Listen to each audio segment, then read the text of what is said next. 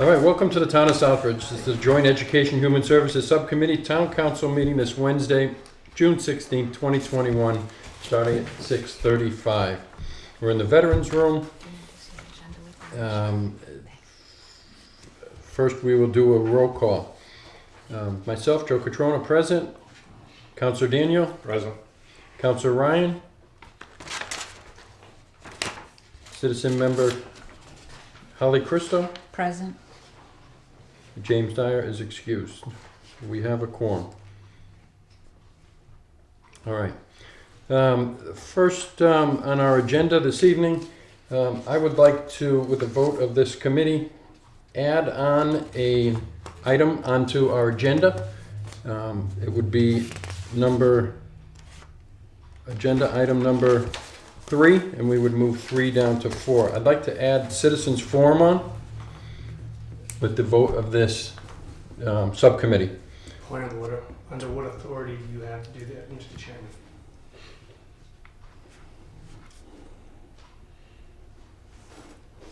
I'm simply allowing citizens that want to speak at a subcommittee meeting. Where in the charter of the rules and regulations of the council is that in there? I'd have to look. I know we've had this discussion before. Not while I've been the town manager, no. And I don't think it's appropriate based on my review of that, because that came to my attention indirectly. I think it's pretty clear in the rules and regulations based on the charter that citizens forum is applicable only to a full council meeting. Because I was told the purpose of these subcommittee meetings is to review agenda items that are supposed to go to the council. And that this is not a de facto town council meeting where we're going to have elaborate agendas to go on to address council forums, citizens forums, and the business. That's the whole point behind the open meeting law. I was appointed by email the other day. That isn't my suggestion. That's coming from town council, the AG's office. I'm throwing it out there. That's all, Mr. Chairman. Okay. I will remove that.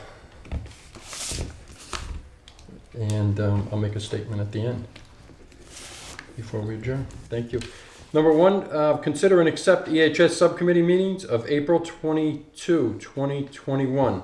I don't believe we have any minutes. There's been no meetings. We'll move on to agenda item 2. Discuss the service agreement with New England Medical Billing with a 3.25% billing service fee for claims submitted and reimbursed by Medicaid. Entertain a motion to vote to recommend that council ratify the agreement with NEMB. Do I have a motion? So moved. Second. All right. I'll turn it over to Karen. No, thank you. If you don't mind, I'll start and then I'll have Seth add after. So I was actually, our contract for our Medicaid billing is up as of June 30th of 2021. And what that is, and you can help me with this if I don't say exactly right. I believe that it's for billing with the special education department. Is there anything that you can help me elaborate on a little bit about what it is? This is related to, for the students that we serve, the town of Southbridge is eligible to receive Medicaid-related revenue. This revenue goes directly to the town, but it's a unique situation where it's administered by the school department. So we sort of administer this program, and then the town gets to accept all of the associated revenue associated with it. And we have, it's very common, because it's a very complicated process where you need to know the Medicaid legal constraints of what is eligible, what is not, and all of the administrative requirements. Is very common for communities to outsource this to a third party to administer. And so that's what we're here for. Okay. So the town has been contracting with UMass Medical School for as far as I can remember. And I was approached by New England Medical Billing saying that they could provide us better services for a lower rate. So I figured what I would do is look into what they would charge us, and they also gave a presentation to Seth, which he can tell you about in a minute. And then I also got a couple of other quotes. So just to let you know, what they charge is based upon our collections. So we receive, currently with UMass Medical School, we're paying 3.75% of collections, and that's what they also quoted me for the contract going forward. New England Medical Billing is 3.25% of claims. I also got 2 other quotes, just to make sure, you know, we're in the realm here of what's acceptable. The Accept Education Collaboratives does Medicaid billing. They said they would bill us or charge us 5%. There's 2 different types of claims, admin claims and direct cost. They would charge us 5% of admin claims and 9% of direct cost. So they were higher. And there's also one other vendor, Public Consulting Group, and said that they would charge us 5% of the billing.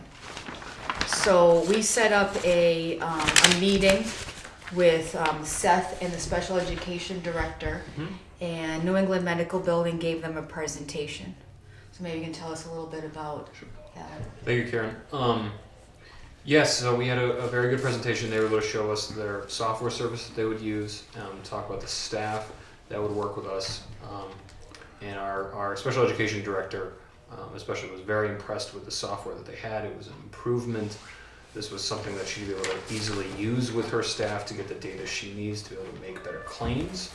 So she felt optimistic that we were able to claim more revenue. As well as we were also very impressed because they have consistent staffing as point people to work with us. So we're very one-on-one. The person who would work with us, I think, had been with the company for 18 years. And they would continue to work with us for a really long period of time, so we were impressed by that. Where in the past we have had turnover with different point people at other organizations and things like that. So we were very impressed with not only the product, but then to find out that it also was the lowest cost. We felt very optimistic of recommending this from at least the school department side. And what I did too is I asked them for some references that I could call, and they actually gave me a couple references that had changed from the UMass Medical School to the New England Medical Billing. So I'll just quickly tell you, I spoke with somebody from the Newburyport Public Schools, and she says that New England Medical Billing is much more hands-on. She had worked with them in the past and actually brought them back because they were really good and supportive to work with. And then I spoke with someone at the Brookline Public Schools, and they said that they had New England Medical Billing there. A new boss had come in and brought in UMass, and she said she begged to have New England Medical Billing back because they're so much better to work with. Supportive, she was very happy to have them back, and she didn't care for UMass Medical School very much at all. The other thing that I'll comment on, what we've been getting for revenues, just to give you an idea. In fiscal 19, our revenues were $423,000 from Medicaid. On fiscal year 20, and I think some of this is also due to COVID, it went down to $202,000. What I'm estimating for this fiscal year is about $286,000. But I still feel that we can do better. And I'm encouraged with this, with changing to this new vendor, that we can increase, hopefully we can increase our revenue, besides the fact that there were more stringent requirements put in on the school side. So there's a lot of reporting, and even the people that are hands-on, I don't know, what would they be? Would they be the people that are working with the students, kind of like the special education yeah. You know, that's it's very onerous, some of this stuff that they have to do. So anything that we can do to make it easier for them. So we're recommending to go with New England Medical Billing and to ratify a contract with them for a 3-year term at the 3.25%.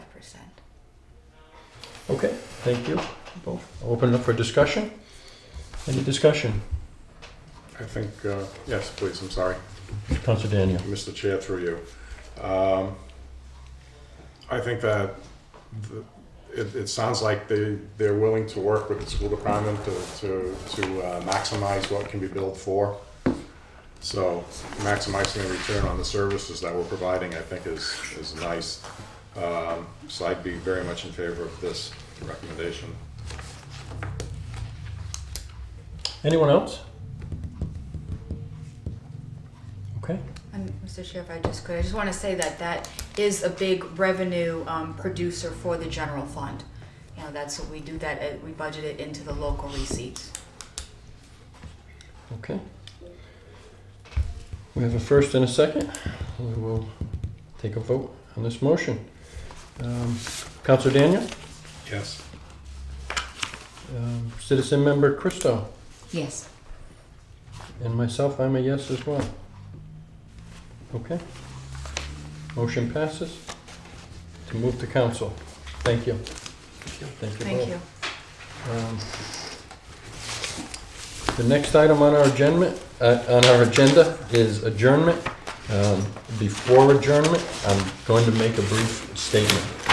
And I did attempt to have an agenda item number 2 on this agenda this evening.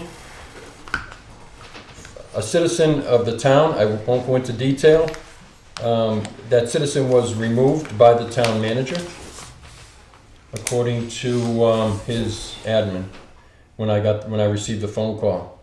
I don't believe that was correct in doing so, because I don't know what her agenda was or what she wanted to speak to. So I wanted to be sure that the public was aware. So with that being said, I will entertain a motion to adjourn. So moved. Second. By show of hands, we are adjourned. Thank you. Thank you.